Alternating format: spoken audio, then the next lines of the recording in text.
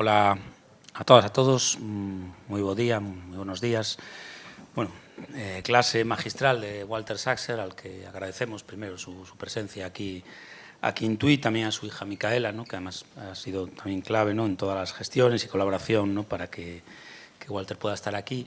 Ayer muchos habéis visto, ¿no? Su película Sepa, Nuestro Señor de los Milagros, pero yo creo que lo interesante es que estamos ante una de esas figuras, yo diría, bueno, fascinantes, más grandes que la vida, como reflejan, ¿no? Muchas de las películas en las que ha trabajado, se percibe en esa película dirigida, pero se percibe en buena parte de sus producciones, y creo que cumple, pues bueno, muchos de los objetivos que se corresponden, ¿no? con lo que representa este festival, ¿no? Que es cubrir de alguna manera o completar el particular relato de la historia del cine, por decirlo de algún modo, expresar, yo creo en el caso de Walter además, el carácter coral, colectivo, comunitario que tiene el propio cine, y también, yo diría, redescubrir la dimensión o la importancia que tiene la figura del productor. La figura del productor en su sentido más amplio, y creo que parte de lo que vais a ver yo creo que aproximadamente vamos a fijar una hora y media, ¿no? En el sentido de que podamos hacerle preguntas, pero bueno, de una manera que tampoco sea como un límite en ningún caso caprichoso, ¿no? Y también en función un poco de lo que él desee y lo que nos vaya contando, pero sobre todo eso, yo creo que esa dimensión polivalente y múltiple que va a tener la figura del productor y que va a ser crucial en varias de sus películas, ¿no? Su filmografía, curiosamente, comienza en España, también Los enanos empezaron pequeños, ¿no? Una película dirigida por alguien que va a ser esencial, ¿no? Su vínculo en más de una decena de títulos, ¿no? Que es el director alemán Werner Herzog, nacido en Suiza, a finales de los años 40, muy joven, pues, en Lanzarote, ¿no? Se encuentra a los destinos del cine, también de Herzog y de nuestro invitado, de Walter Saxer, ¿no? Creo que es importante, ¿no? Además, él durante años autodidacta va a trabajar también en montaje, en sonido, en tareas de producción, y luego, como decíamos, tiene esa labor de director, ¿no? Yo diría además un filme de culto, ¿no?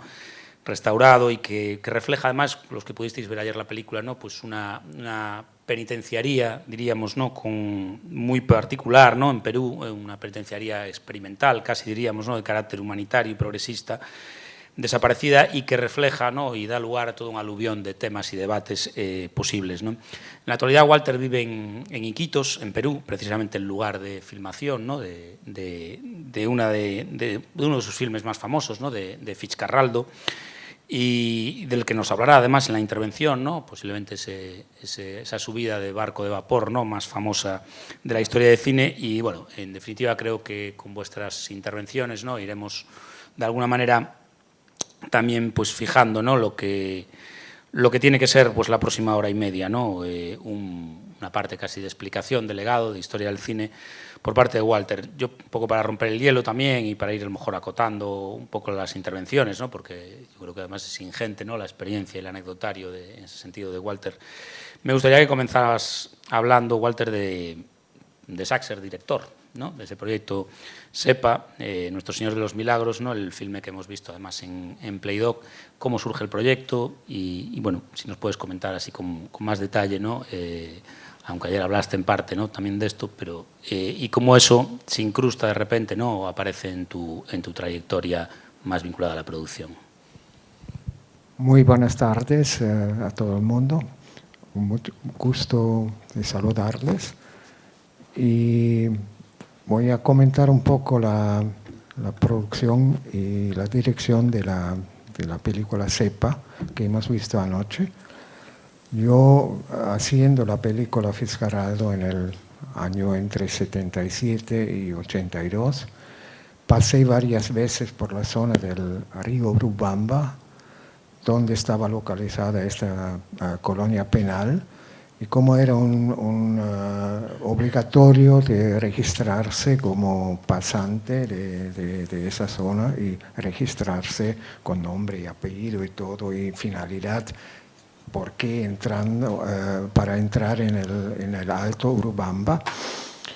Y ahí conocí varias autoridades de la cárcel, he conocido varios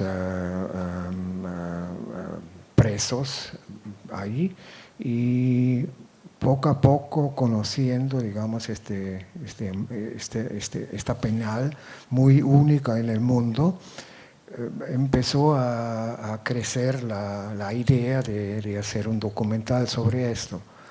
Pero como estuve metido en la producción de Fitzcarraldo como casi 5 años, he dejado pasar todo ese tiempo y recién en los años 85-86, con la violencia en Perú, que era una cosa a diario, que se leía en los periódicos, que se veía en las medias de comunicación, surgió la idea de, efectivamente, en el año 86, de realizar un documental. Y me fui antes de Navidad del 86 con un camarógrafo suizo, muy amigo mío, que también hacía la segunda cámara en Fitzcarraldo. Fuimos sin gran preparación, sin tener muy claro las ideas cómo crear ese documental. Llegué en la noche del 24 a Lima, y el día 25, en plena Navidad, fuimos a filmar en la cárcel de Lurigancho en Lima. Todo el inicio del film, fuera del material que he conseguido de una televisión peruana en Lima, del asalto y tomando de rehenes en la prisión El Sexto en Lima. Y ahí hemos tenido la posibilidad también de entrar a la prisión Lurigancho, pero como se han visto desde afuera, digamos, el complejo de esta cárcel, donde había dos presos encima del techo, caminando de la izquierda a la derecha y otra vez a la izquierda. Nos hemos dicho, esto es mejor que ver la situación de los internos desde la cárcel interior. Digamos, estos dos presos, en toda su situación solitaria y desesperada de esta caminada de la izquierda a la derecha y otra vez a la izquierda, que eso expresa mucho mejor la desesperación de esta gente. Y lo hemos filmado ese día, y después el 26 fuimos a Pucallpa y después a la cárcel del CEPA, donde hemos filmado primero este americano que cuenta toda la cosa dramática de la intervención de la policía con la matanza, que había como 17 muertos y les han matado, digamos, brutalmente, sin saber qué estaba detrás de toda esta cosa. Y después nos hemos encontrado el director del CEPA, don Elías, y yo no lo conocía antes, nunca lo he visto, pues, y este director nos abrió la puerta sin preguntar qué iban a hacer, por qué lo van a hacer, y ni siquiera para pedirnos dinero o cualquier cosa para darnos el permiso de hacerlo. Pues nos recibió con los brazos abiertos y nos abrió todas las puertas. Y después, poco a poco, hemos ganado también la confianza de los internos, y a la fin éramos todos casi una familia. Pues, y como hemos solamente filmado 5 días enteros, y era una cosa muy inesperado, que nos han recibido con toda la confianza, como si fuésemos amigos desde mucho tiempo. Y después la película hemos filmado todo el material que hemos traído desde Alemania y una vez terminado esto hemos tenido que terminar, aunque queriendo estar mucho tiempo más, pero el montaje después ha sido muy en la cronología de nuestra presencia y pues la cosa que el resultado han visto anoche. Ahí está. Sí, en ese sentido, ¿qué repercusión tuvo en aquel momento la película? Diríamos que ahora incluso podemos intuir como una segunda vida, ¿no? Gracias a la restauración, las posibilidades ahora que se abren, ¿no? De una nueva distribución, bastantes años después. Pero en aquel momento recuerdas un poco las reacciones, la repercusión, ¿no? Justamente porque se hablaba además de una experiencia, bueno, límite y bastante intensa y que rompía, digamos, con las políticas penales, ¿no? Sí, sí. Digamos una cosa como esta, donde el interno tenía la posibilidad de traer su familia, sus hijos y de producir, trabajar la tierra, eso era única en el Perú, no existía en otras partes del país. Y desgraciadamente han dejado ese proyecto muy revolucionario en el sistema penitenciario en el país. Desgraciadamente lo han abandonado en el 93 y no se sabe exactamente por qué. Y conociendo un poco el sistema penitenciario en el Perú, no ha cambiado mucho en estos últimos 40 y tantos años.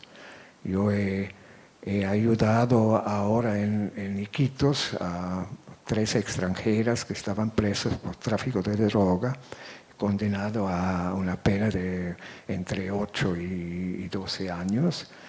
Y les ayudé para que salgan en semilibertad.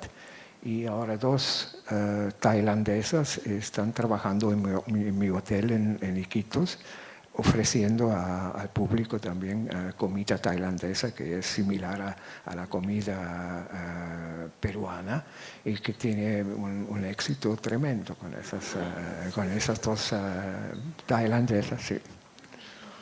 Pero la cosa no ha cambiado nada. Para conseguir la documentación para ir en semilibertad se necesitaba dinero para mover los papeles y esto no ha cambiado en absoluto en el Perú.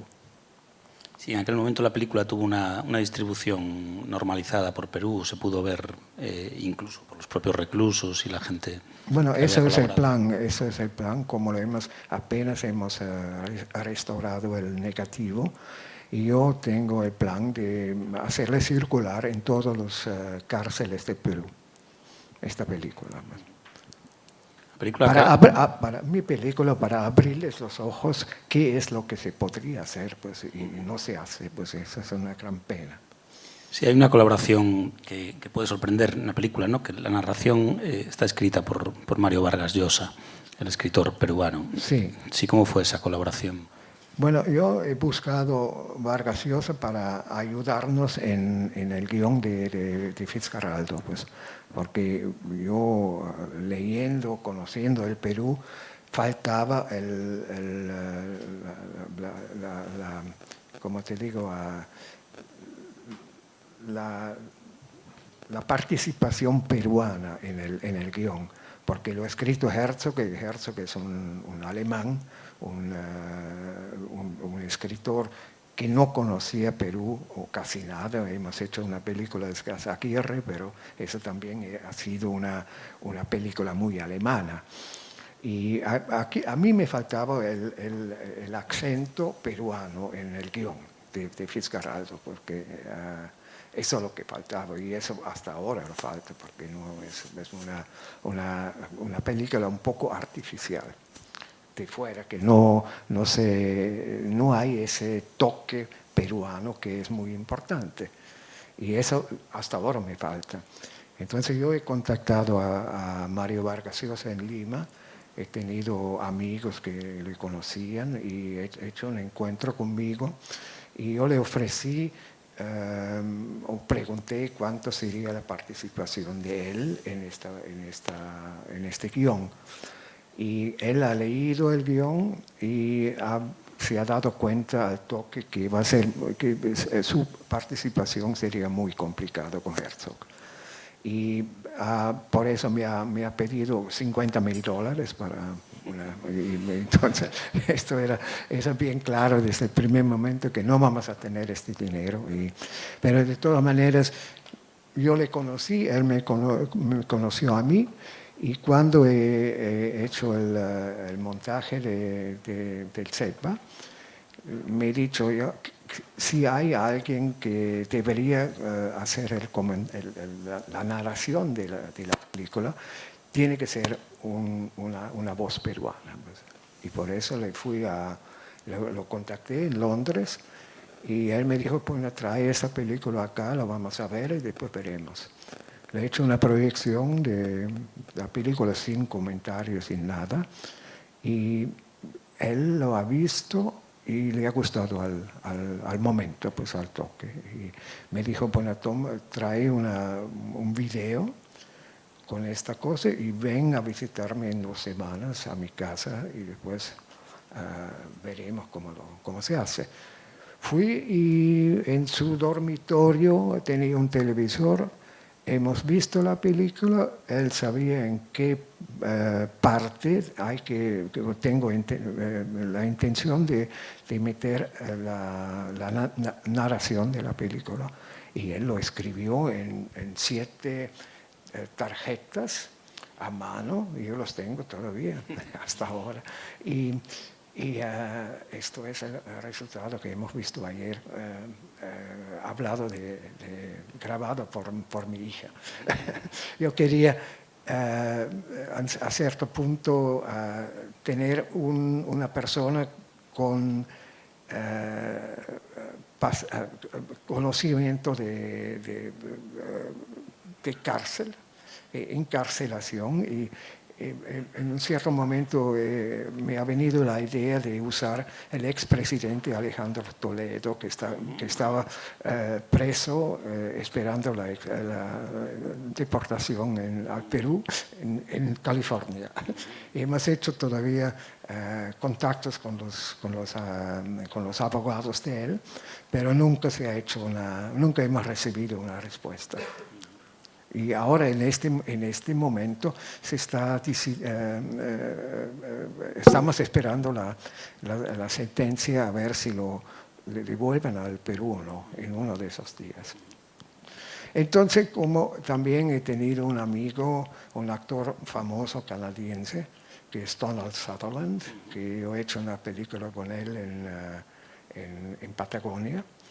Y hemos quedado, aquí se llama Grito de Piedra. Sí, hemos quedado una amistad muy fuerte. Y él lo encontré el año pasado, en enero, en Nueva York. Y él me dijo, bueno, que él está yéndose a California, y él siempre, todas sus grabaciones tiene que hacer con un cierto estudio de sonido. Y me ha dicho, bueno, venga, a fines de marzo estoy ahí y lo vamos a grabar. Pues. Y después ha venido la pandemia y un lockdown total en los Estados Unidos, y él, como tiene problemas con su respiración, ya estaba ahí casi un año no saliendo ni por nada. Pues, sí.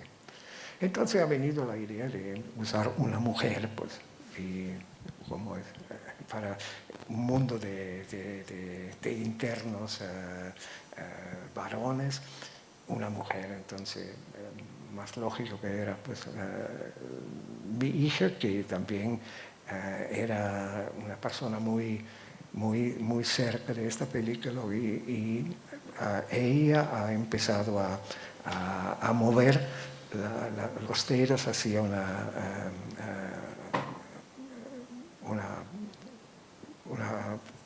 restauración del negativo.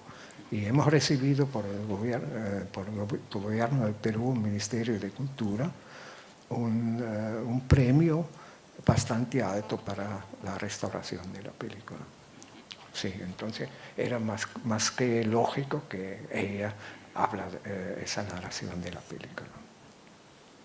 Sí, yendo más atrás en el tiempo, tus inicios, digamos, lo hablaba al principio, ¿no? Empiezas, digamos, tu carrera en Lanzarote, ¿no? De una manera muy autodidacta. Y tiene que ver, incluso creo que con el conocimiento de los idiomas, ¿no? Que ayuda, ¿no? Tu conocimiento, evidentemente, del alemán, pero del español en ese momento. Y empiezas ahí también tu trayectoria en labores, bueno, de producción, como decía antes también en algunos casos montaje, sonido, y sobre todo una relación muy larga con Werner Herzog, ¿no? Sí, además estás en las principales películas, ¿no? De los años 70, 80, desde Corazón de Cristal, El enigma de Kaspar Hauser, llegando a Cobra Verde, o citábamos antes, ¿no? La película del año 91, Grito de Piedra. ¿Cómo empieza esa relación con el cine, ¿no? Por tu parte? Tú estás en Lanzarote, empiezas a trabajar en esa película y cómo te planteas, ¿no? esa colaboración y cómo te introduces definitivamente en el cine. Bueno, ha sido porque yo me fui a Lanzarote en los años 68, 67, 68 y me fui a trabajar con un americano que me ayudó en el 66 cuando tenía un problema con embarcarme del aeropuerto de Madrid a Las Palmas porque he tenido un pasaje descontado porque he trabajado en una empresa suiza de transporte internacional y no me dejaron entrar a este vuelo donde aunque tenía un pasaje todo confirmado y todo porque era antes de Navidad y digamos estas boletas descontadas tenían que o meterse en lista de espera o pagar la diferencia a primera clase. Entonces, como no tenía más dinero y era Navidad y hacía frío en Madrid, entonces yo empecé a pelear con la azafata para que me embarquen. Y no había posibilidades de hacerse. Se avicinó una señora que hablaba un poquito de francés, porque yo hablaba en francés con la azafata, y me dijo que su marido podría ayudarme. Entonces era un americano que estaba en luna de miel, y me pagaron era una cosa de $20 o algo así, pues, y no sé por qué me querían ayudar, pues, de todas maneras. Fuimos a Lanzarote y a Las Palmas, pasamos Navidad ahí y ellos me ayudaron y esto y el otro, y eran interesados de meterse en turismo en las Canarias. Entonces hemos quedado en contacto y un año después fui nuevamente a visitarles, pero ya estaban en Lanzarote. Y el americano alquilaba una discoteca que era el Rincón de Majos, que se ha hecho después muy famoso en la isla. Y después yo seguía trabajando en Suiza, tenía que hacer el servicio militar y como la Armada Suiza me dijo que tú tienes que hacer una carrera militar porque necesitamos gente como tú. Entonces he dicho, bueno, no, yo no quiero hacer esto porque he hecho mi servicio, pero eso es todo. Y dejé la Suiza. Bueno, he tomado una decisión de andar a Lanzarote y a trabajar con el americano, pues. Y eso terminó malísimo porque la isla no estaba preparada para turismo, apenas tenía un aeropuerto que venía una vez por semana una avioneta de Las Palmas. Y todos los estudiantes que eran de allá estudiando en Madrid o en Barcelona venían por los feriados. Y después de eso ya había nadie, pues, y nos fuimos a la bancarrota dentro de un año. Entonces había una pareja suizos que tenían un pequeño hotel y ellos convivían de más de 40 años y querían ir a Suiza para finalmente casarse. Y me han preguntado si yo pudiera manejarles este pequeño hotel durante 3 meses. Entonces he hecho esto y en este tiempo se acerca una mujer alemana y alquiló un cuarto por 3 meses y nadie sabía por qué.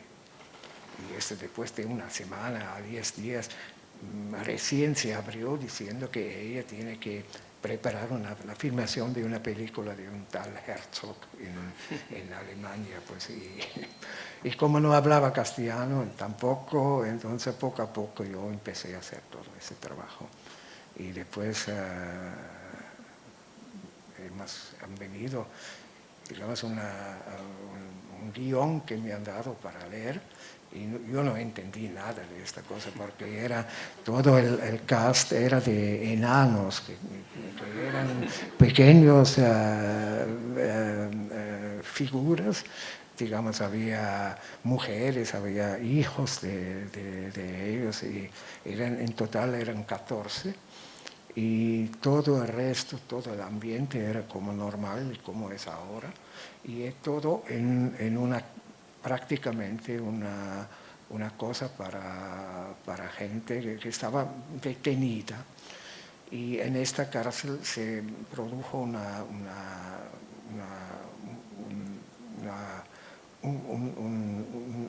han asaltado el director, le tomaban preso, y una revolución en la cárcel. Y bueno, yo poco a poco pues, me he metido más para ayudarles esto, porque todavía el automóvil que daba la vuelta en la cárcel cuando tomaban rehenes y todo esto, eso era mi vehículo que he comprado para irme a África después. Y ahí pues he ayudado donde podía, sin conocer cómo se hace cine, y al final me han pedido que vaya con ellos a Alemania porque necesitamos gente como yo. Entonces me fui. Esa era una decisión que me fui, me boté al agua fría en Alemania, y felizmente tenía la suerte al inicio de los años 70 de aprender todas las especialidades en cine, en postproducción, que todo el montaje, sonido, mezclaje y todas estas cosas. Y he tenido mucha suerte de aprender estas cosas, y esto me ha ayudado después en toda mi carrera cinematográfica, porque he hecho muchas cosas como hay la sección artística de la película. De esto no existía. Entonces nosotros éramos un grupo muy pequeño de 5, 6, 7 personas para hacer un largometraje. No había vestuario, no había accesorios, no había casi nada de luz. Las cámaras eran 2 personas y nada más, como hoy día en una producción de televisión, el equipo solamente de cámaras son 4 o 5 personas, del sonido son 4 o 3 personas, había un ingeniero de sonido y eso era todo. Y así empecé en los años 70, y en el 71 ya estuve en el Perú, que tenía 24 años y a cargo de Fitzcarraldo, que era una producción enorme en aquellos tiempos, aunque teníamos un presupuesto de unos $250,000, eso era todo, pero para esos tiempos era un montón de plata. Pero ahí estaba Klaus Kinski como actor principal, su sueldo era $50,000. y ahí nos quedamos con 200 para hacer una película en Perú con vestuario situado en los años 1564, en la conquista del Perú y toda esta cosa. No hemos tenido ni el departamento de vestuario, nada, pues hemos tomado las medidas de la cosa, fuimos donde los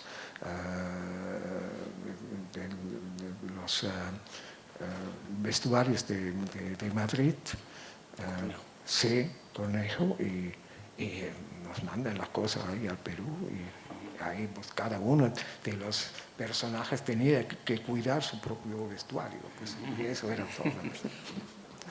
Y así, estas son cosas que hoy día es impensable de trabajar una cosa así. No había hoteles, no había viáticos, no había nada de esta cosa, ¿no? Y esto no se podría hacer más en estos tiempos. Pero ha venido una película fuera, la primera, que nos sorprendió a todo el mundo. Sí.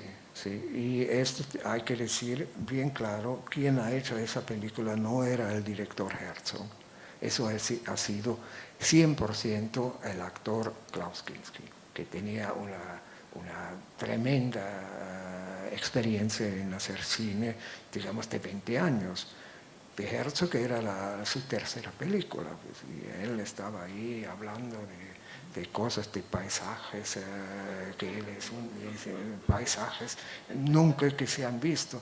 Kinski ha venido y ha dicho, esto es tu paisaje. Y tenía razón. Sí. Y a Herzog le ha dicho, tú eres un director para enanos, entonces cállate la boca y sal de aquí, pues aquí lo mando yo. Y esto lo ha hecho, pues.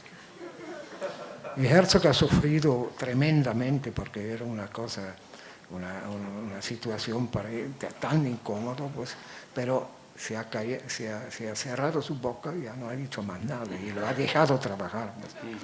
Y Kinski entregó esta película a Herzog. Y Herzog ni siquiera ha dicho gracias, lo has hecho muy bien, sino se ha metido la corona, se fue al Festival de Cannes y ahí él tomaba el timón y ha contado a todo el mundo cómo él, como director, ha tomado este animal salvaje, que no ha sido así.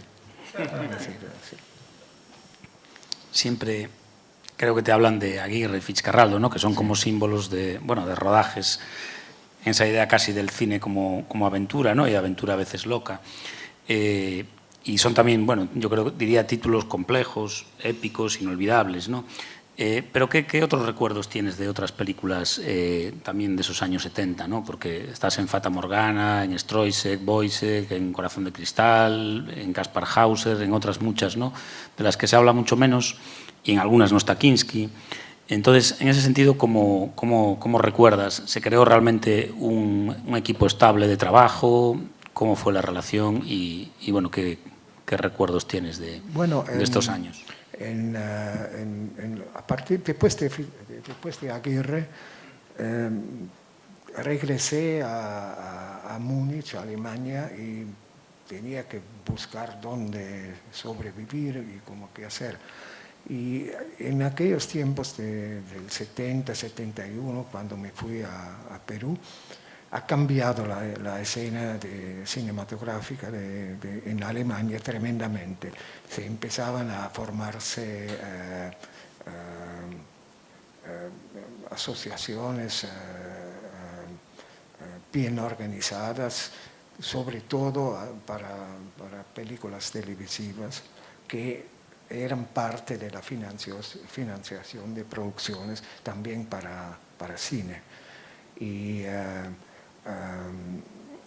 era un proceso muy burocrático, ha venido con horas extras, con cosas que yo no conocía, porque nosotros hemos trabajado para el bien de la película, para que se venga fuera una película que todo el mundo pensaba que no va a ser posible. Y después en Alemania todo era bien organizado y con horas extras y todas estas cosas que era muy burocrático, que yo tampoco no conocía muy bien y me sentía muy incómodo porque uno era una cosa donde más importante era la película. Entonces encontré toda esta gente que trabajaba en el ámbito cinematográfico que más importaba cuánto van a ganar y cómo van a ser las horas extras, cómo van a ser los viáticos y todo esto que yo totalmente no conocía. Pues. Y yo siempre he dicho, ¿por qué necesita cada uno un asistente? Pues ¿por qué necesita cada uno un chofer para mandar a traer gente? Pues, si uno mismo lo podía hacer. Pues. Y esto hasta hoy día me molesta, porque hay películas ahora, producciones donde hay más choferes para manejar los actores y estas cosas, que nosotros éramos todo el equipo de hacer la película en todo su conjunto. Éramos 6 personas, ahora hay como 10 choferes para hacer una organización. Cada los actores necesitaban un camper para pasar si hay una pausa y esta cosa que me molestaban bastante. Y bueno, pero he seguido haciendo esta cosa siempre con digamos, un equipo de producción, solamente producción, éramos 3, máximo 4 personas, también en producciones bastante grandes, hasta las últimas cosas que yo he hecho. En el año 94, una producción muy grande para la televisión con todas las estrellas del ámbito alemán. Y yo, mi equipo de producción, éramos 4 personas y todo, eso es todo. Y hemos tenido 157 días de rodaje, prácticamente un año, pero mi equipo de producción éramos 4, basta. Y eso es mi estilo de trabajar, porque a mí me importaba todo el dinero que hemos conseguido con todos los esfuerzos necesarios, que se vea en la pantalla y que no se gaste en horas extras y 10 choferes cuando 2 pueden hacer el mismo trabajo. Sí, esta forma de trabajar que de alguna manera huye, ¿no?, de la comodidad, del aburguesamiento, tiene como su digamos, momento de mayor efervescencia diríamos en Fitzcarraldo, ¿no? Sí. Que es, entre otras cosas, uno de los procesos de trabajo o rodajes más famosos jamás visto, diríamos, ¿no? Y ahí tu intervención creo que es decisiva en bastantes aspectos. ¿Podrías así hablar un poco más de ese trabajo? Fitzcarraldo, sí. Yo fui en el 77 a buscar los escenarios en primer lugar y nos hemos instalado en la frontera con Ecuador, en el río Marañón, donde había unos rápidos que son espectaculares y nunca he visto una cosa así, el Pongo de Manseriche. Y cuando yo llegué al Perú, en el 77, el país ha cambiado radicalmente, sobre todo la Amazonía, porque han encontrado petróleo en los fines de los años 60 y todas las grandes empresas productores de petróleo estaban presentes en la Amazonía. Y digamos, toda la agricultura prácticamente fue abandonada para trabajar con las empresas petroleras. Y con esta grandísima inversión que se ha hecho de miles de millones de dólares para construir un oleoducto de la Amazonía hacia la costa del Perú, ha cambiado todo. ha cambiado todo y había, de la noche a la mañana, había inversiones, bastante dinero ahí y la gente empezaba a abandonar la agricultura ahí y empezaban a volar en aviones y en vez de cerveza tomaban whisky y así ha cambiado totalmente esta cosa. Y eso también hemos después sentido en organizar la película misma. Y ahí había una producción, una preproducción que duraba casi 4 años. Hemos tenido que conseguir barcos de la época del caucho. Y esto era también una cosa muy difícil. Y fuimos hasta Manaus, en Brasil, donde había también un montón de barcos viejos de esa época, pero eran demasiado grandes, eso tenían como 50 metros de largo y eran, digamos, también en una bastante en mal estado. Y en Perú no hemos encontrado tampoco una cosa que realmente era válido. Y poco a poco hemos encontrado un barco que fue construido en 1911 en Escocia y se ha inundado en Leticia, en Colombia, en la frontera con Perú. Y fuimos y el barco estaba totalmente entero, solamente no tenía más la máquina de vapor. Y en el casco faltaban unas planchas y estaba pues, totalmente inundado. Y era propiedad de un chatarrero brasilero que vivía en Tapatinga, que es con Leticia, el triángulo de Colombia, Perú y Brasil. Y él quiso como $50,000 para esta chatarra. Y negociando toda una noche con un montón de whisky, no sé qué, le hemos bajado el día siguiente, estaba $6,500. Y ese barco era una joya, porque todas las cabinas estaban enteritos y todavía cómo ha sido construido en Escocia. Y eso también era una cosa que, caramba, una suerte tremenda de encontrar una joya como esta, pues. Y ahí en el lugar no era imposible de reparar el casco y esta cosa, porque no hay soldadura, soldadura sí hay, pero necesitas un astillero y esto no había. Y entonces un ingeniero peruano nos dijo, bueno, la mejor cosa que pueden hacer es llenar todo el casco con barriles de petróleo vacíos y soldar ahí arriba porque estén todo ahí adentro bien sellados. Y entonces viene la creciente y el barco flota. Y con dos barcos cada lado le hemos esperado que venga la creciente y lo hemos llevado hasta Iquitos, que duraba como casi 2 semanas para llegarlo, pero ahí estaba. Y esto era también necesario porque Fitzcarraldo compra un barco viejo y empieza a restaurarlo. Pues. Y ahí estaba. Después teníamos que hacer 2 copias iguales, porque un barco en mal estado se necesitaba y después uno que viene jalado de un río sobre una montaña a otro río.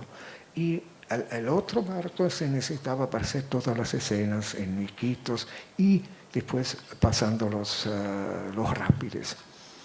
Entonces eran 3 barcos que se necesitaba y eso era una cosa que yo tampoco nunca he construido un barco. Pues, y eso duraba como más de 2 años.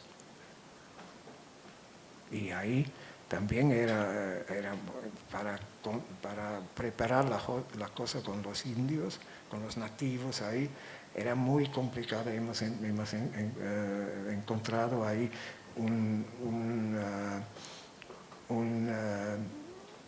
una tribu, pero muy conflictiva. Y eso era justo en donde se construía el oleoducto hacia la costa, en la frontera con Ecuador. Y había un conflicto que estaba preparándose sin que nos hayamos dado cuenta nosotros. Y una vez que yo estuve ahí en el 77 la primera vez, y después la segunda vez que hemos venido era en el 79, y hemos encontrado una hostilidad tremenda. Y obviamente alguien se ha dado cuenta que vamos a querer hacer una película del Cauchero Fitzcarrald.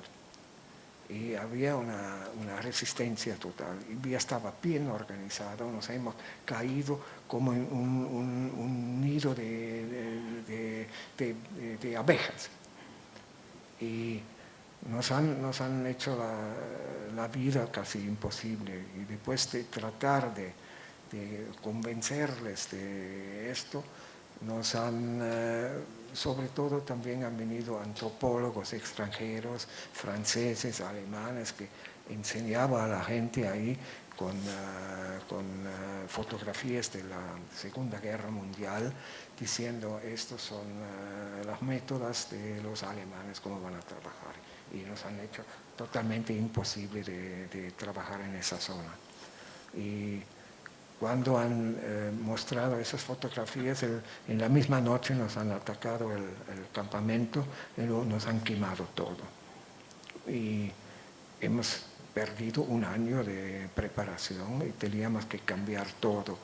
Y eso era una situación donde todo el mundo ha dicho que esto no se arregla más en el Perú. Y parecía que tenía razón. Teníamos que ir a totalmente otro lado del país, al Urubamba, en la cercanía de Cusco, para empezar totalmente de nuevo. Y esto ha empezado también una reacción de la prensa internacional diciendo que Herzog estaba forzando con metralletas a los indios de colaborar en su película, cosa que no era verdad, porque hemos todavía estado de más de un año del comienzo de la filmación. Y también en la prensa local era tremendo. Amnesty International estaba en nuestra contra y prácticamente todo el mundo. Y esto nos ha, prácticamente cualquier otro hubiese dicho, bueno, esto ya es historia, esto ya no se arregla más.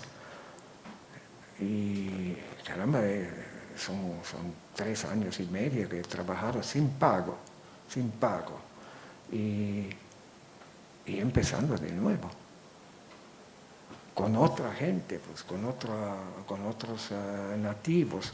Y esto también hemos encontrado en el río Camisea, la tribu de los Machiguengas, pero ellos no solamente nos daban el permiso de usar, digamos, para cruzar el barco del río Camisea al Urubamba, que eran prácticamente 3 kilómetros, pero ellos no querían colaborar en la filmación. Entonces teníamos que ir buscando otra gente que sí querían colaborar.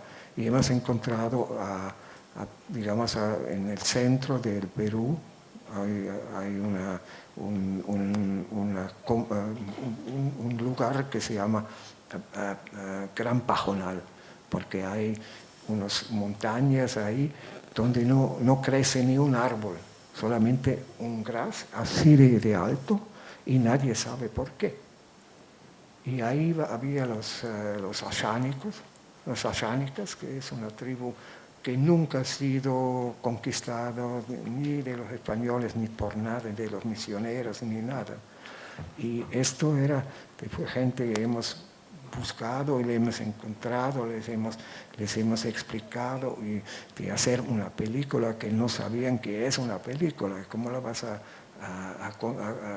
explicar a una tribu que nunca han visto una película? Entonces poco a poco había que enseñarles con películas de 8 milímetros, con proyectores, y explicarles qué es lo que queremos hacer. Pues. Entonces hemos juntado toda esta gente, no es que vivían en un pueblo, sino en una casa aquí. Después había que caminar como 5 horas para la próxima casa, un grupo de casa, y para que se junten han venido a juntarse para un domingo todos los que había en la zona, y han venido como más de 1000. Y nos fuimos con gente que hablaban el idioma de ellos, y yo, para convencerles de venir con nosotros. Y, eso era un proceso bastante largo, de por lo menos unas 2-3 semanas, para convencerles. Y después han dicho, o vamos todos o no va a venir nadie. Pues, y nosotros solamente queríamos los hombres. Pero han venido con sus abuelos, con sus mujeres, con sus niños y todos. O venimos todos o no viene nadie. Y ahí pues era una cosa que te puedes imaginar, la logística que se necesitaba. Necesitaba construir un campamento para 650 nativos. 650. Y conseguir, no solamente para hacer el campamento, necesitamos por lo menos unos 100 trabajadores para construirlo, esta cosa, porque estaba en pura selva, pues no había nada, absolutamente nada. Ahí no podías comprar nada, tenías que ir con la avioneta al próximo pueblo donde podías comprar algo, era una hora de vuelo, y de vuelta son 2 horas. Y éramos, digamos, de 6 meses que hemos pensado de empezar la filmación, y para hacer pues un campamento tanto para todo el equipo de film, que los actores, tienes que hacer un campamento tipo, ¿cómo se llama? Tipo un albergue turístico, y un campamento para 650 nativos y personal para alimentarlos. 650 personas 3 veces al día. Pues. Esto era una cosa logística que era prácticamente imposible. Pero hemos llegado a hacerlo, pues, y empezamos en el 81 finalmente con la filmación.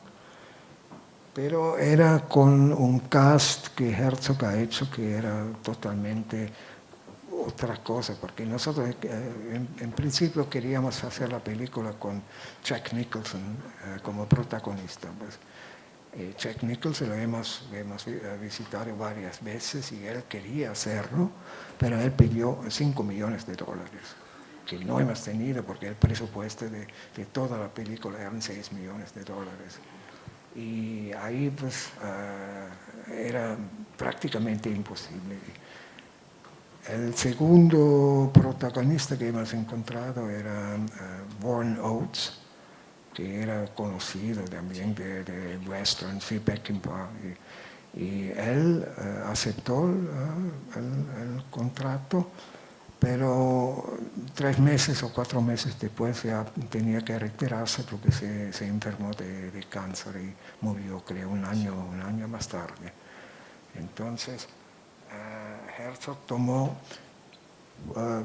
un consejo que ha recibido de Errol Morris, un documentalista americano, de tomar Jason Robards. Jason Robards era también en una película de Sergio Leone, junto con la Claudia Cardinale. Sí, aquí se llamó hasta que llegó su hora, era una vuelta. Sí. Pero cuando yo he visto conocía esa película, pero ya era de edad, Jason Robards era de edad. Y cuando he venido para empezar la película Fitzcarraldo, se veía que este hombre ya casi tenía 60 años. Y parecía que uno que se largó de un asilo para ancianos, para jalar un barco sobre una montaña. Y Jason tenía mucho miedo en el Perú porque pensaba que este es como los últimos días en la guerra de Vietnam, cuando cayó Saigón.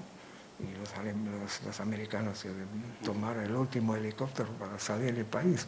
Él pensaba que era una cosa similar, porque había protestas de la gente en Iquitos, huelgas, y esas huelgas eran siempre violentas.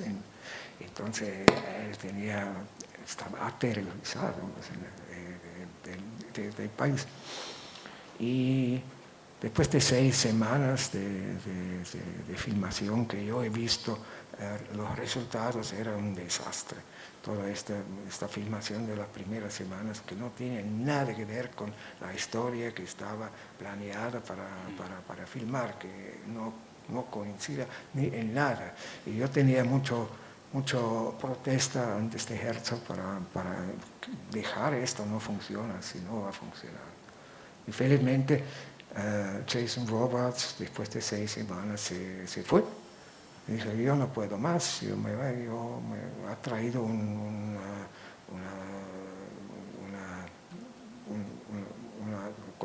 atestación de un médico que no puede seguir en la selva peruana. Y ahí, felizmente, la producción estaba protegida con un seguro. Y el seguro nos financió totalmente un nuevo comienzo de la Y ahí estaba también Mick Jagger, un personaje que luego desaparece, ¿no? Sí, claro, en el siguiente rodaje. No tenía más tiempo porque tenía su tournée americana, no podía. Pues. Entonces, hemos empezado totalmente de nuevo, pues con Kinski. Y teniendo Kinski en el cast, yo me retiré prácticamente de la producción y me concentré solamente en esta cosa para pasar este barco de un río al otro, que era prácticamente el corazón de la película. Y esto después era con 4, 5, 6 peruanos, hemos formado un equipo conmigo y hemos preparado todo para jalar este barco. Y me concentré, no quería saber más nada, porque teniendo Kinski en el lugar, yo tenía una garantía que esto sí va a funcionar esta vez. Y me concentré a pasar este barco de un río a otro, que eran 3 kilómetros. Y nadie creía que esto iba a ser posible.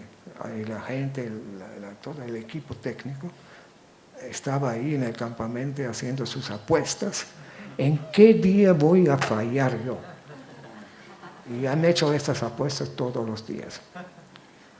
Entonces yo estuve ahí, me separé totalmente del equipo y estuve con mis 6 personas, que éramos un tractorista. Hemos comprado un tractor Caterpillar, el más grande que había, que es un D8, que pesaba solamente el tractor 34 toneladas. Entonces hemos tenido poleas con cable de acero de 2 pulgadas y hemos jalado ese barco poco a poco,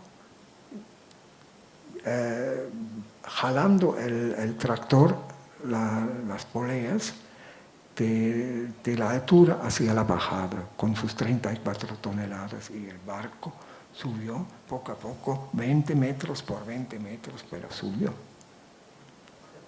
Y nadie creía esta cosa. Y Y también los oceánicos, los nativos, también ellos estaban preparados para quedarse como 3 meses máximo. Al final se quedaron 7 meses con nosotros. Y esto también ahí hemos hecho una amistad muy fuerte conmigo, muy fuerte, porque yo les he convencido para que vengan a colaborar con esto, y por la interrupción de la filmación de las primeras 6 semanas que tenemos que parar, tenemos que por lo menos un mes y medio tenemos que reorganizarnos y empezar de nuevo, y todos los ríos estaban en la temporada de lluvia, cuando eran navegables los ríos, y a partir de fines de junio no había posibilidad de navegar en esas alturas del río. Y teníamos que hacer una pausa de 3 meses y terminar en noviembre de ese mismo año. Entonces que prácticamente hemos trabajado todo, en vez de 4 meses, hemos trabajado prácticamente un año. Sí, creo que sobre justamente todas las peripecias y toda la historia que cuentas, tienes un libro en marcha, sí, que sí. podríamos traducir como Película o Muerte. Así es. Es verdad que también hay otro libro, ¿no? Conquista de lo inútil, que bueno, son muchas las personas que piensan que efectivamente que Herzog ha erigido, ¿no?, un mito sobre sí mismo, ¿no?, o que se ha convertido en un publicista de sí mismo constantemente, y que en ese sentido es verdad que muchas veces solo ha existido, ¿no?, una perspectiva sobre estos rodajes, ¿no?, en particular el de Fitzcarraldo, también en menor medida el de Aguirre, ¿no? ¿Qué planes tienes con este libro? ¿En qué punto está? Bueno, yo empecé a escribir este libro en los años 90, porque un montón de gente me ha dicho, ¿por qué no haces un libro? Bueno, empecé acordándome de, digamos, toda mi vida, pues cuando 95, 96, cuando tenía una crisis también en mi vida, por la producción de la Grito de Piedra, que fue un desastre, financieramente fue un desastre total, y también cosas de esta película que te conté, de los 156 días de rodaje para una producción muy grande en Alemania, donde el productor al final no me faltó de pagar como más de 100.000 marcos, que era un montón de dinero en aquellos tiempos. Y entonces salí de Alemania y llegué a Perú, donde tenía la casa que nos sirvió como base de producción de Fitzcarraldo. Y empecé a montar un hotel y una cosa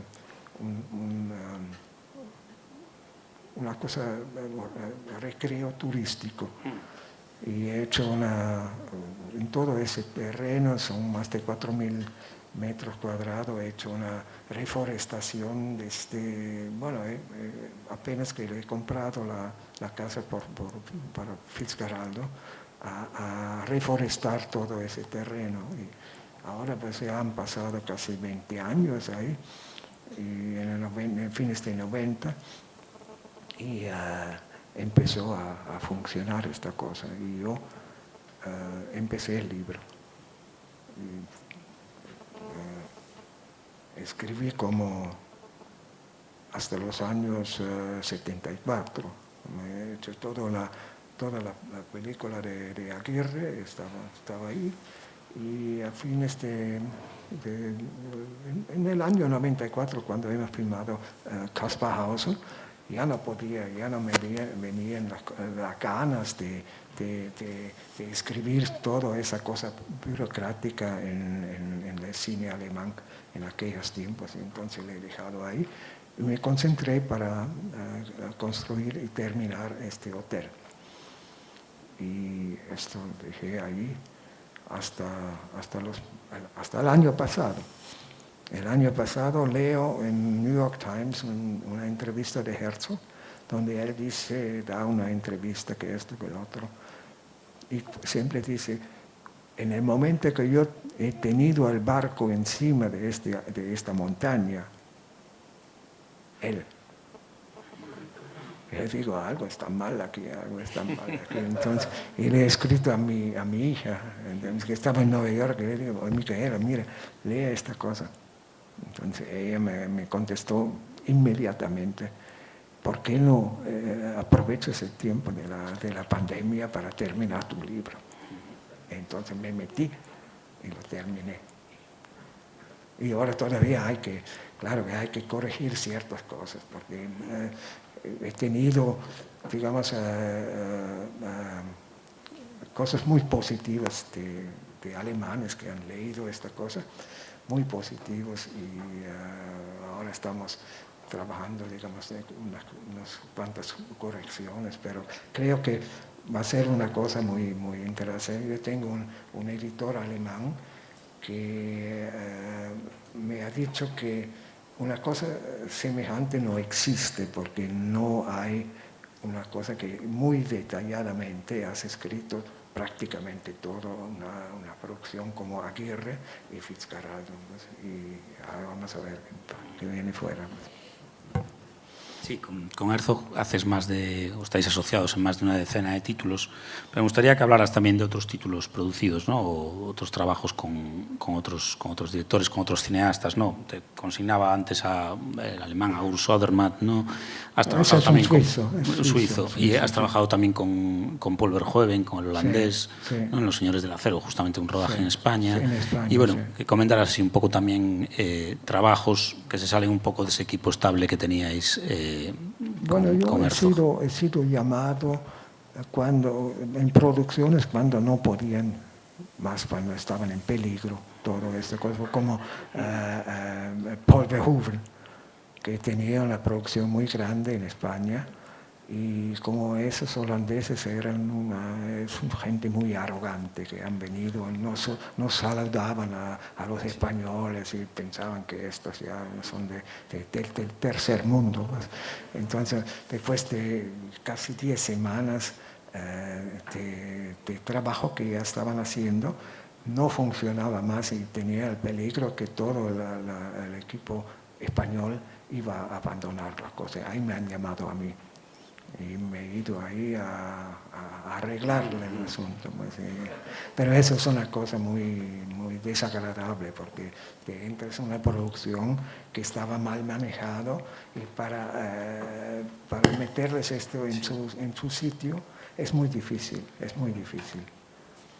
Pero ha funcionado bastante bien, y hemos hecho, digamos, también un equipo de segunda C, y con esto más bien todo lo que faltaba lo he cubierto yo. Y ahí pues la película tampoco no ha tenido mucho éxito, pero también es una cosa de por lo menos más de $10 millones que costaba, y eso también es con una armada que tenías que manejar. Pues eso no es mi mundo, eso se gasta un montón de dinero que no se ve en la pantalla, ¿no? Sí, después se fue a Hollywood, además. Sí, es Hollywood, sí. Y una oportunidad para alguna intervención. Creo que se proyecta bien la voz en la sala, ¿no? Porque me comentaban antes. Entonces, si queréis preguntar algo, por favor. Hemos tenido hasta ahora sí un diálogo, yo creo que bastante minucioso, ¿no? Tratando de seguir un poco distintos momentos, ¿no? De su carrera, marcando también algunos de los puntos así de inflexión principales. Entonces, no sé si queríais... Sí.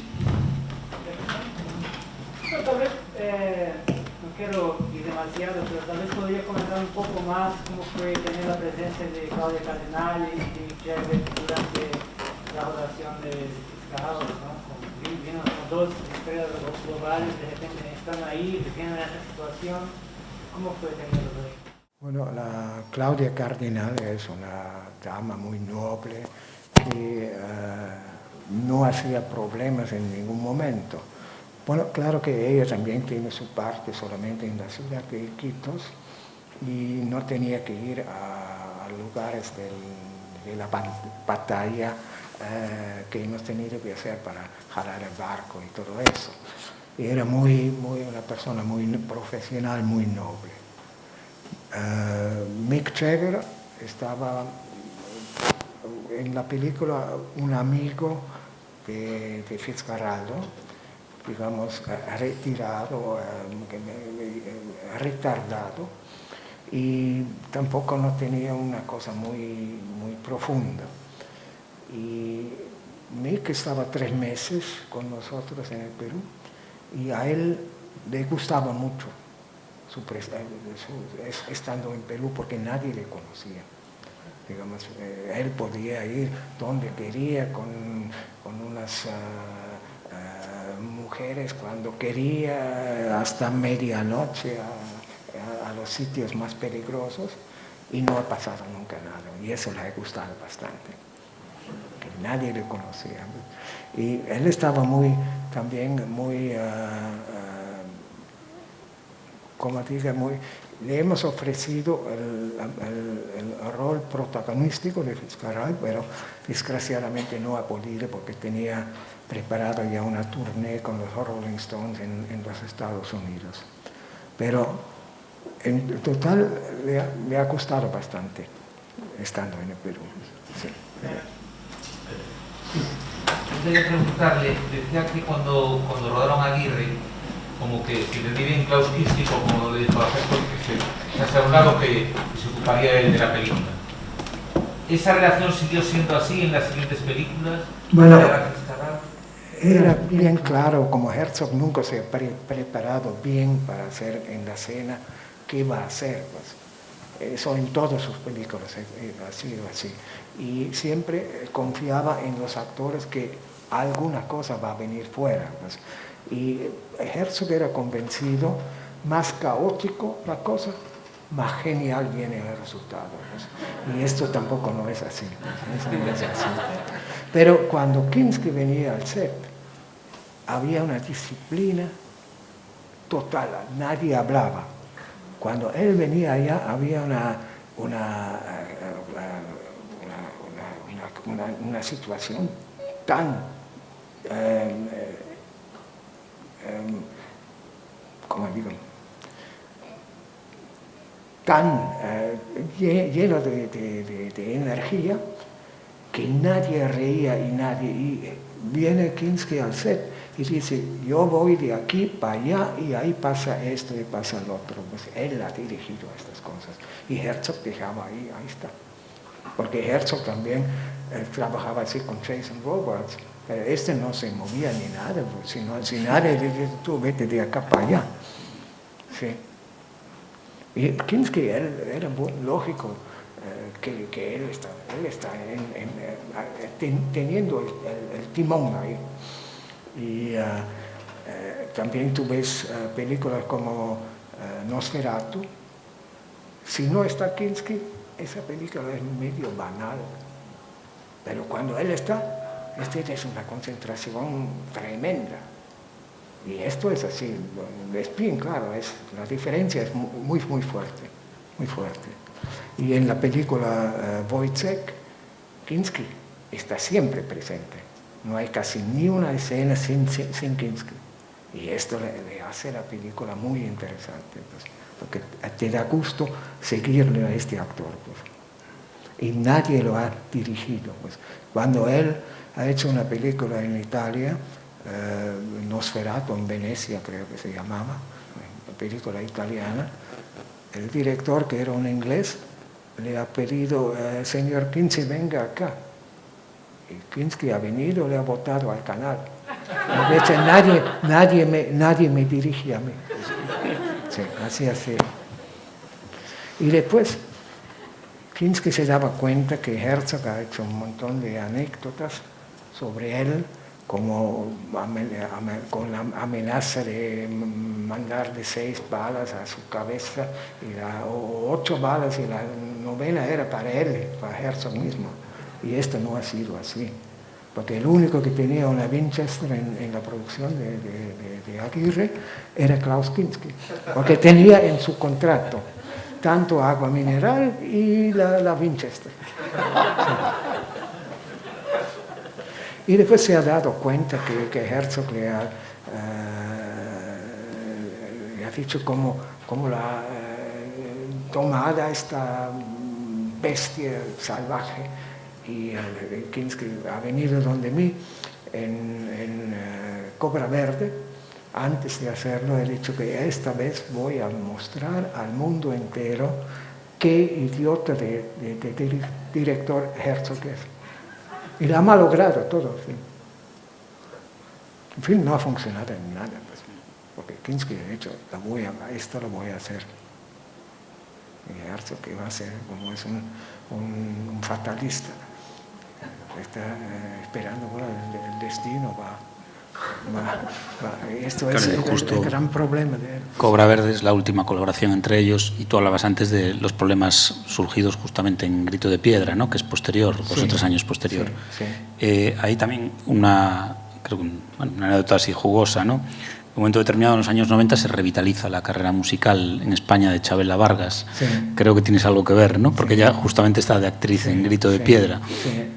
Sí, la música de Chabela Vargas, yo lo conocí desde Lanzarote, que era muy amigo de César Manrique, el arquitecto, pintor ahí, y sobre él y su grupo de gente conocí la música sudamericana, de Chabela, de Atahualpa Yupanqui, etcétera, etcétera.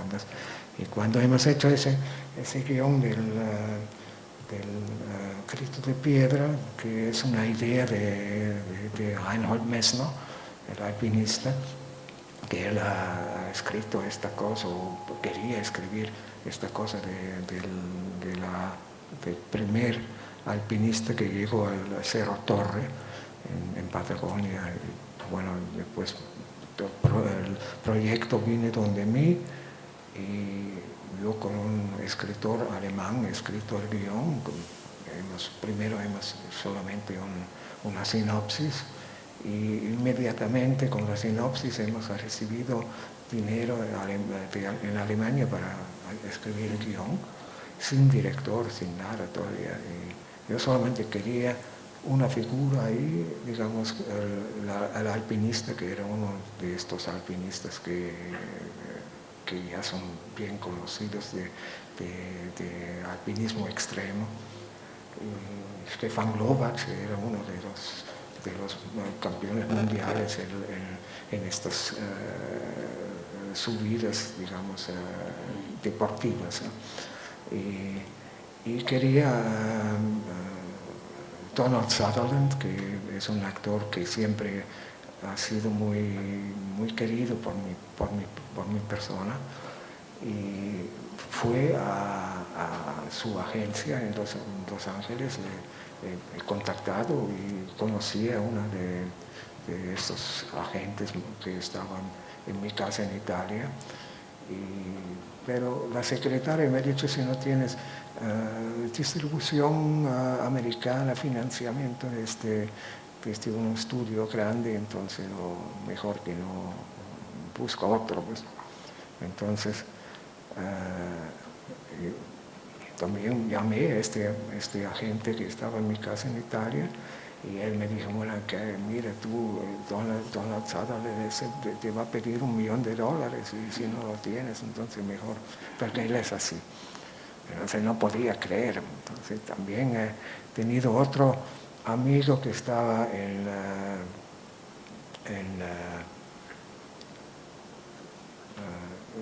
20th Century Fox, que era Sandy Lieberson, que yo lo conocí desde Fitzcarraldo, porque ellos nos han financiado también Nosferatu. Entonces él era un ejecutivo ahí y lo llamé y le digo, ¿tú sabes cómo puedo contactar a Sutherland? Y él me dijo, bueno, caramba, pues estoy apenas regresado de un festival en Tokio, donde él estaba en la jauría. Entonces me ha dado su número. Entonces yo le llamé, y le expliqué quién soy. Y él me dijo, tú mándame el guión. Y le mandé el guión. Y 3 días más tarde me mandó un fax con su dirección en París. Y me dice, te espero tal y tal día a tal y tal hora. Me fui a verlo. Sí, no tenía director todavía, pues. Y él me dice, mira, me gusta el guión, le voy a hacer, tú haz el contacto con mi agente, si lloran demasiado, entonces llámame. Y ya, él me aceptó por $300,000, su participación. Y durante esta filmación en Argentina, una vez que fui a salvarles con el helicóptero, donde cuando, digamos, hemos tenido un helicóptero de la Fuerza Aérea Argentina, un helicóptero muy especial para esa zona ahí, pero no querían. He tenido otro que tiene un helicóptero Bell, con un piloto civil argentino. Yo le dije, mire, tenemos que ir a sacarles estos de un glacial que estaba ahí, porque empezaba una tormenta ahí, con esas tormentas donde vuelan las piedras. Y fui a sacarle, y yo me he ido con el piloto, le dije, vengo contigo, vamos a sacarles. Y yo me quedé después ahí toda la noche, pero lo sacamos a toda la noche. Pero sin hacerle esto, él fue seguir a abandonar la película. Pero nunca se olvidó esto, pues. Y somos amigos, ya han pasado 30 años. Sí. Con Chabela. Sí. Chabela, digamos, había este personaje en la película de una mujer nativa que estaba comentando toda esa locura de los alpinistas que subían a esta torre, esta es la montaña más peligrosa del mundo, que son 3.000 metros en una sola pared de granito, así, y arriba era todo hielo. Y ella comenta esta subida y bajada de estos alpinistas, qué es lo que buscan ellos. Y cuando había este personaje en la película, yo pensé, ¿dónde está la Chabela Vargas? ¿Dónde está? Porque yo conocía su voz y su belleza, que yo lo conocí en los años 50, años 60, era una de las mujeres más bellas en Sudamérica. Y fui a buscarla desde México. Y la hemos encontrado. Yo tenía contacto con una asistente de dirección, la Luz María Rojas, una mexicana, que me ayudó en varias ocasiones que hemos filmado acá en México. Y ella me la localizó en Costa Rica y fui a verla. Y le he dicho, bueno, Chabela, yo te necesito 4 días en la Patagonia. Te doy $25,000. Ella aceptó. Vino 2 veces a la Argentina, ha hecho su rol que no, digamos, Herzog tampoco no sabía quién es, qué es, no sabía valorizar esta cosa. Y ella tomó sus $25 y fue a España. Y ha grabado 3 long plays en 3 días, creo. Y empezó una carrera de nuevo. Sí, una segunda carrera. Sí, y ha hecho conciertos en Nueva York, en Carnegie Hall, estaba completo. Y desgraciadamente ha venido poco antes que murió, a Lima para hacer un concierto. Yo no tenía ni $1 para comprar un boleto para Lima, para verla. Pero De todas maneras, la película Grito de Piedra era un fracaso total, pero soy muy orgulloso de haber lanzado Chavela Vargas de nuevo. Pues, sí. Bueno, última oportunidad, no sé si queréis comentar algo así. Es que no veo, hay más intervenciones por ahí. Eloy, sí. Ah, pero, sí, no. Yo quería saber lo que le llevó a, hace que había problemas, ¿qué le llevó a seguir trabajando con Herzog? ¿Qué te llevó a seguir trabajando con Herzog? A pesar de los problemas, ¿no?, que había o que podía haber, ¿qué te llevó a seguir trabajando con él? Bueno, yo cuando empecé con él yo era muy positivo, digamos que ha venido, es un personaje que ha estado en África, ha hecho una película que se llama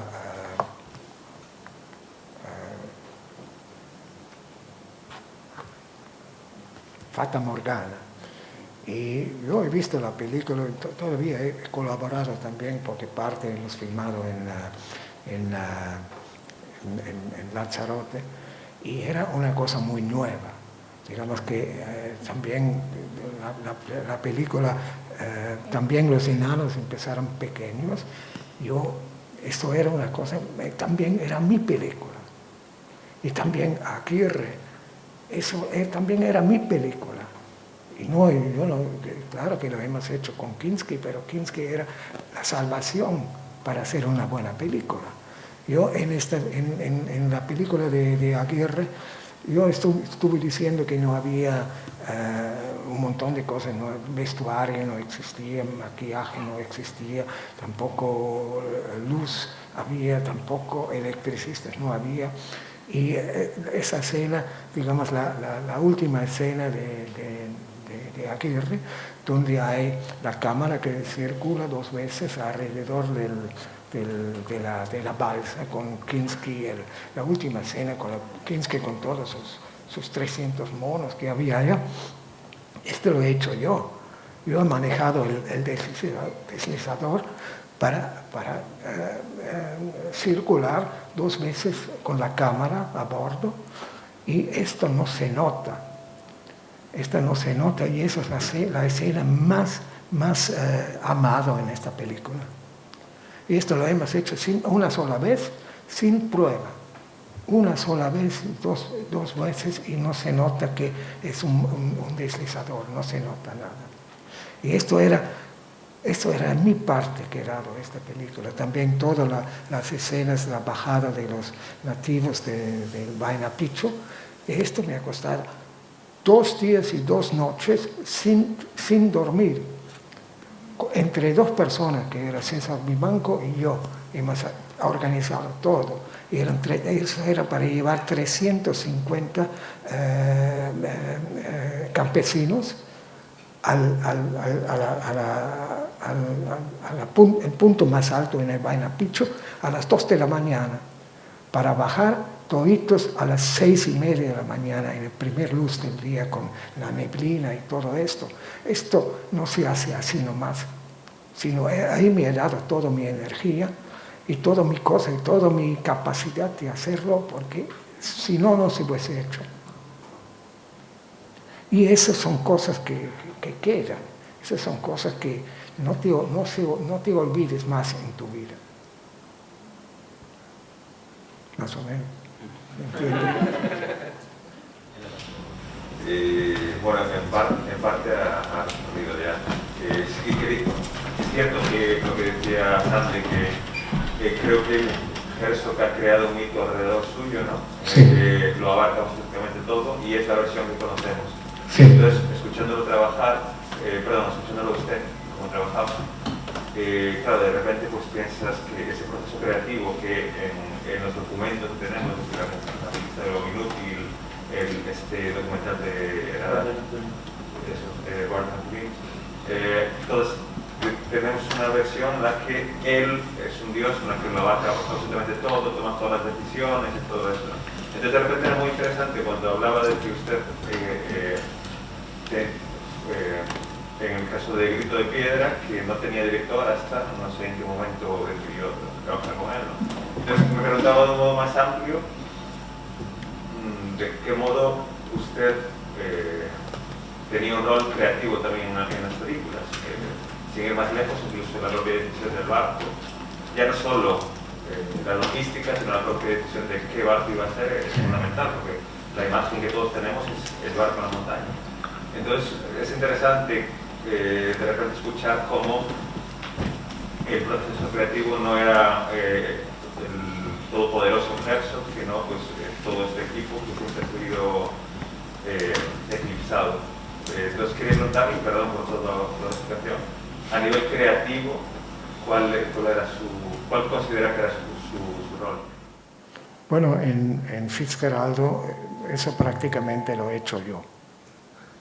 Prácticamente toda la decoración de las escenas de la pasada del barco en el río Camisín, eso lo he hecho yo, solito, con los nativos que estaban ahí. Le hemos dicho, hay que hay que decorar toda esa zona así, así, así. Aquí no ha venido nadie del equipo el equipo artístico, nadie ha venido aquí. Esto lo he hecho yo solo. Y también los barcos, las decisiones las he hecho yo solo. Y también la participación del actor, del cocinero borracho de Buerequeque. Esto, un compadre mío que lo conocí en la filmación de Aguirre. Y esto era un personaje muy único en el Perú, porque él no era de la ciudad de Iquitos, él venía de la costa y ha sido vendido como muchacho de 14 años a un buscador de oro. Y ahí ha trabajado como casi 5 o 6 años, robándolo y cada día un poco de oro a su patrón. Y cuando tenía 19 años, compró su libertad y fue al ejército peruano y estaba estacionado justamente en esa zona donde estaba el Pombo de Manseriche, que era el río Marañón. Había una guarnición que se llama Teniente Pinglo, y ahí estaba estacionado.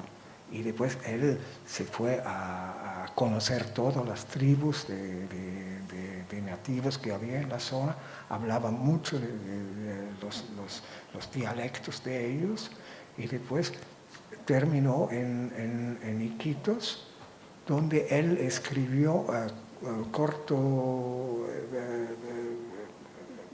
poesía y cortos, y era una cosa talmente bien escrito que me quedé con la boca abierta. Y yo conté a Herzog de este personaje, y Herzog, sin conocerlo, lo ha metido en su guión con el nombre Buerequeque, un borracho. Y Buerequeque era un borracho porque él se emborrachó 2 veces por día. Y mira, este hombre murió a los 89 años, pero hasta el último día estaba emborrachándose y no le ha hecho nada. Él dice, pues, alcohol desinfecta. Y Herzog, cuando lo ha visto, me dijo, no, esto no va a funcionar porque este no habla inglés. Yo necesito uno que habla inglés porque yo quiero hacer película más profesional que he hecho hasta ahora. Y después se fue a México y ha contratado a Resorte. Y Resorte, no sé si ustedes ya deberían conocer, que ha hecho, ¿cómo se llama? La canción de... ¿Ah? No. De todas maneras, cuando ha venido al Perú, el primer día de filmación había una huelga general en Iquitos, y eso eran huelgas bastante violentas. Y, digamos, el protagonista y el capitán del barco no aparecieron. Ha venido el Resorte y Mick Jagger. a filmar. Entonces yo a las 10 de la mañana yo llegué al barco, estaba encima de un barco, donde han filmado, y lo encontré a Herzog de enseñarle inglés a Resorte, pues, porque nadie le ha preguntado si hablaba inglés. Y tampoco, y claro que no hablaba, pues. Entonces querían enseñarles. El set no es para enseñarle inglés a pues. Y después estaba tan nervioso este pobre hombre que no podía ni hablar la escena en español. Empezaba a girar con sus ojos y nadie sabía qué es lo que estaba haciendo, pues. Entonces cuando Jason Robards abandonó la producción, yo dijo a Herzog, tú me haces una prueba, por lo menos una prueba con Huerequeque, con el original. Y lo han hecho y han decidido, bueno, la tomamos pues. Y también el capitán que no ha venido, que era un actor muy conocido alemán, le hemos mandado a su casa. Había un capitán de verdad, un alemán que tenía un restaurante en Iquitos, y él era un capitán toda su vida. Se casó con una mujer peruana y abrió un restaurante, y entonces también le hemos tomado como actor. Y esto ha funcionado muy bien. Tú ves ahora la película Fitzgerald, el Huerequeque es uno de los personajes que actúa mejor, a veces mejor que Kinski. Sí. Eso también soy muy orgulloso, esa es mi mano que ha hecho esta cosa. Durante esta masterclass nos ha hablado fundamentalmente de su trayectoria en el cine argumental, el cine de ficción, ¿no? Pero quería hacerle una pregunta relacionada con el documentalista. Usted con gran experiencia pues ha contado muchas historias en el cine documental, y quería preguntarle si el documentalista tiene que limitarse a contar una historia o tiene que ir más allá, tiene que hacerlo con intención, con crítica. ¿Cuál es su posición en ese sentido? Bueno, tú tienes que hacerlo por lo menos con convicción. Tú tienes que tener el deseo de llegar hasta donde nadie puede llegar. Esa convicción es básico.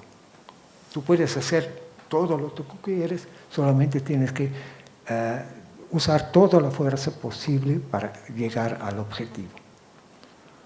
Y yo solamente así he hecho yo producción. Y mi forma de producir una película es no solamente organizar la cosa, sino también asegurar que el máximo llegue a la pantalla. Esto es fundamental, y esto también es la obligación de un productor serio, para que no solamente esperes y pagas tu gente y haz tu contrato, sino tú tienes que asegurar que llega el máximo posible a la pantalla. Y sobre todo se gasta el dinero que tienes no para tonterías que no se ven en la pantalla, sino esto es lo más importante, es la pantalla. Lo que está escrito en el guión, el máximo. Y eso es también en documentales.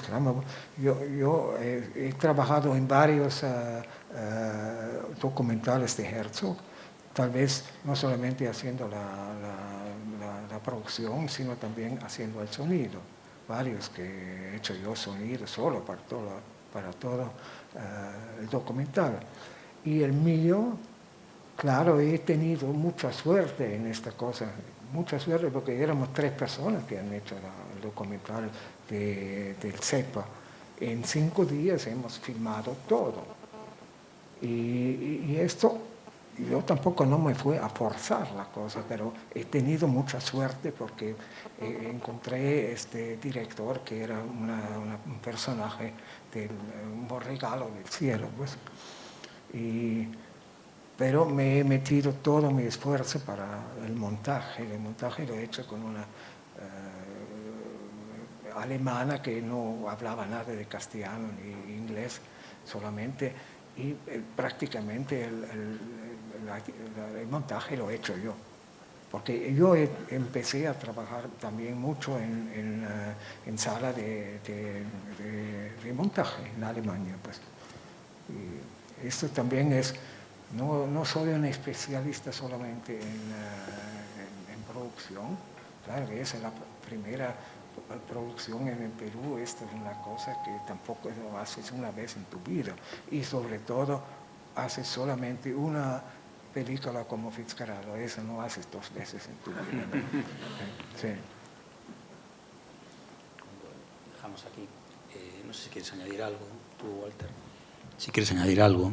Bueno, esto es muy poco tiempo que hemos tenido, porque eso es una cosa, son prácticamente 50 años de mi vida, y eso ojalá que se puede publicar en mi libro, que Película o Muerte.